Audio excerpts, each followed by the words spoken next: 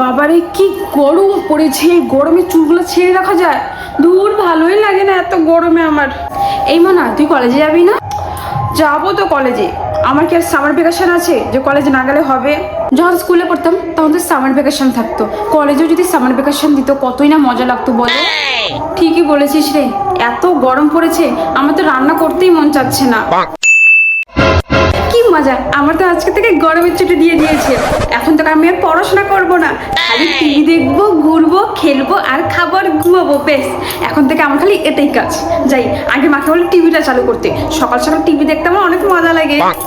ও মা, টিভিটা চালু করে দাও না, টিভি দেখবো। কি ব্যাপার, তুই তো এত সকালে উঠিস না? যেই গরমের ছুটি দিয়েছে অমনি সকালে উঠে হচ্ছে, তাই না? বাকি দিনগুলো তো মা উঠবো না মা উঠবো না করিস। না না, এখন টিভি দেখা হবে না, এখন ভাত খেতে হবে সকাল সকাল। তুমি তো জানোই আমার ঠাকুমার ঝুলি দেখতে অনেক ভালো লাগে, টিভিটা চালিয়ে দাও না। আচ্ছা ঠিক আছে, আমি টিভি চালিয়ে দিচ্ছি।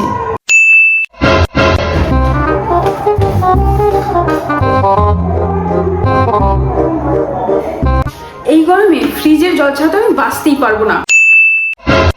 এই মনে চল, এই জলের বোতলটা আমরা কুয়োতে ফেলে আসি। কিন্তু বোতলগুলো কুয়োতে কেন ফেলবে? দুপুরে যখন আমাদের জল পিপাসা পাবে, ভাত খাবো, তখন এই জলটা উঠিয়ে এনে খাবো, দেখবি কি ভালো লাগে, ঠান্ডাও লাগবে। তাহলে আমি কিন্তু বোতলগুলো কুয়োর মধ্যে ফেলবো, হ্যাঁ চলো। ঠিক আছে, তুই ফেলিস, চল।